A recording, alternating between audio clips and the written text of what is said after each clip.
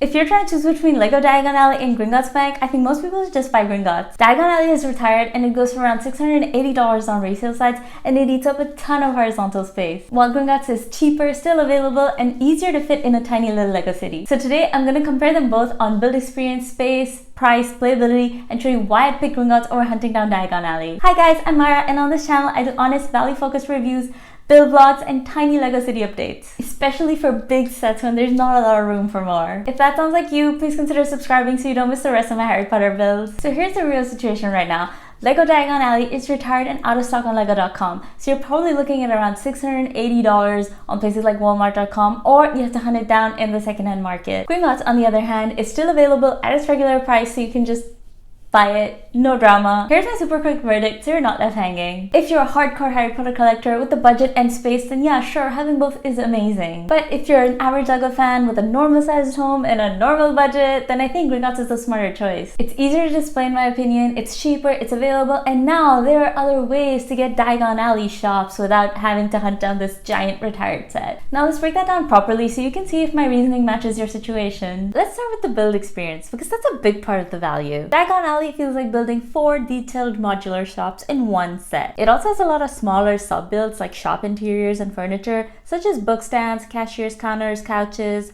microscale shop products. So you'll build a table and add it to the shop, then you'll build a chair and add that to the shop, and then you'll build a bookshelf and add that, and so on. It's got colorful walls, really detailed interiors, and very clever building techniques, especially for the many different rooftops. Each building had a different structure and roof. Every new shop, of which there are 7, has a very different style and building structure. So you'll have tons of variety in the build experience. However, personally, I don't enjoy building small things a lot, such as chairs, bookshelves, tables, counters, etc.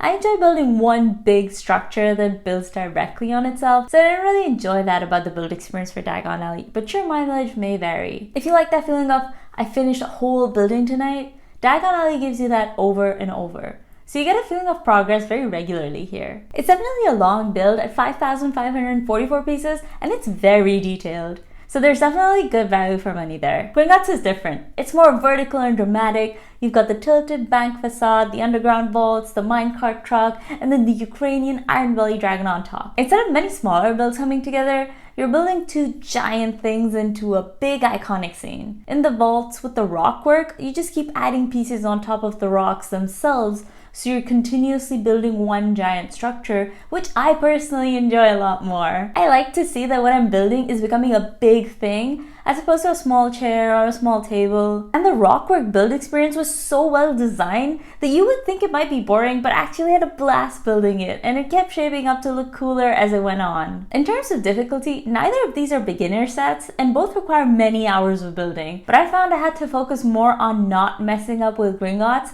since that build was more intricate. Maybe because it was all one giant structure that built on itself, so you had to make sure you didn't mess up any prior steps, or you'd have to go back and redo it to make the current step work. Whereas Diagon Alley was just many smaller, simpler structures just standing next to each other, and many of the interiors were smaller, simpler builds, so less focus is needed to not mess up. I also felt that Diagon Alley felt a little repetitive in that I was like, oh, now I need to build another rectangular building. Now another rectangular building, and yet again another rectangular building. Whereas with Gringotts, the 2 main builds are incredibly difficult. One is an underground terrain and the other is a building. So I found the build more different and interesting for myself with Gringotts. So to conclude, in terms of build experience, I enjoyed Gringotts more. Now the big question for tiny spaces, where can these things even go?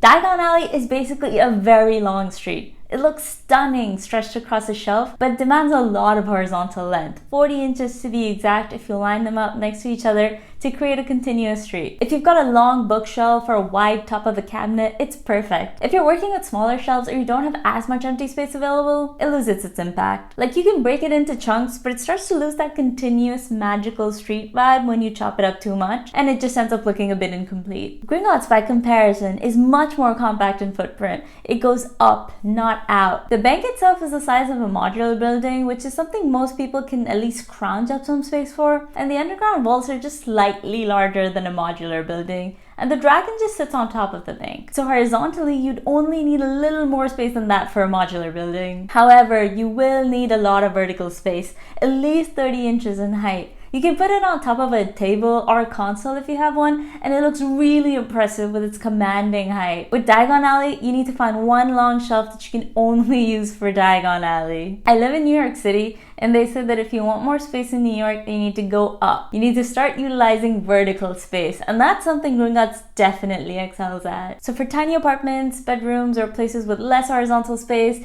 Gringotts definitely wins the space test. Next up, play features and minifigures.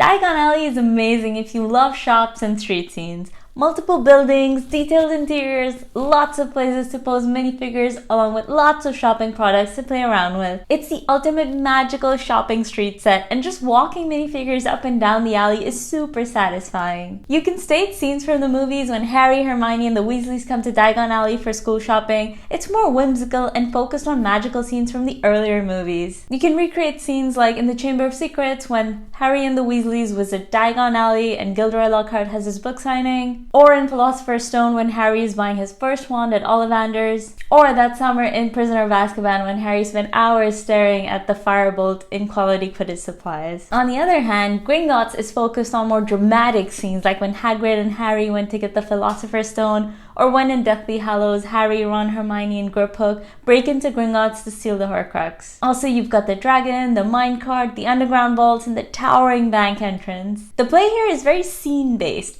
Swishing the minecart around, opening vaults, posing the trio and the goblins, putting the dragon on top, swishing the dragon around. You can even attach Harry, Ron, and Hermione on the dragon and replay this scene where they escape from Gringotts on the Iron Belly dragon. So in contrast to Diagon Alley, the scenes are much darker and less lighthearted. Minifigure-wise, Diagon Alley naturally gives you more variety across all the shops. So we have Harry, Ron, Hermione, Hagrid, the Weasleys, Gilderoy Lockhart, Draco, Lucius Malfoy, Ollivander, Florian Fortescue, and a Daily Prophet photographer. Gringotts focuses more on the bank crew and the break-in scene, so we have Harry, Ron, Hermione, Hagrid, Bellatrix, Dragomir, Griphook, some goblins, and some bank staff. So for minifigures, Diagon Alley definitely takes the cake for me, because in Gringotts, almost half the minifigures are the goblins and the bank staff, and I don't really care about them. Diagon Alley, on the other hand, in addition to Harry, Ron, and Hermione, also has Ginny Weasley, Gilderoy Lockhart, Fred and George Weasley, Molly Weasley, Draco Malfoy, Lucius Malfoy, and even having Ollivander is really cool. So I'd rather have those minifigures compared to some goblins and bank staff. So if you're all about wandering a whimsical magical street, pretending you're shopping for your Hogwarts school supplies, or you like sets that focus on the earlier movies, or you like super colorful detailed sets for display, Diagon Alley is still fantastic. But if you want a single, iconic set piece that feels dramatic, Gringotts does that really well. So with all that said, who is Diagon Alley still for? I think it still makes sense if you're a hardcore Harry Potter collector, you've always dreamed of that big, giant, magical street, you have the space or shelf allotted in your mind somewhere, and you're okay with paying more than the original price, because this is your big grail set. If that's you and you've thought it through, then go for it. You'll probably love it. But if you're like most people and you live in a tiny apartment, or maybe you have one main shelf for Lego, or you're just trying to be smart with money, I genuinely think Gringotts is the better buy. You get a spectacular display piece, a smaller footprint, a fun build experience, and lots of play features. And you keep your options open to adding individual Diagon Alley shops over time instead of locking yourself into one giant retired set all at once. So my honest verdict is, for most people, I would just buy Gringotts. It's easier to display in a tiny space, it's still available, and it's much cheaper than trying to chase Diagon Alley on the aftermarket. And you can still build out your own Diagon Alley with the individual shop sets that LEGO is releasing. So let me know in the comments which team you're on. Team Gringotts like a sane person, or team I'm hunting down Diagon Alley no matter what? I'm really curious as to how many of you are still gonna aim for this giant street. If you want more details on each set, I've already done full reviews of Diagon Alley and Gringotts. I'll link those on screen and in the description. Thanks for hanging out with me today, and I'll see you in the next video.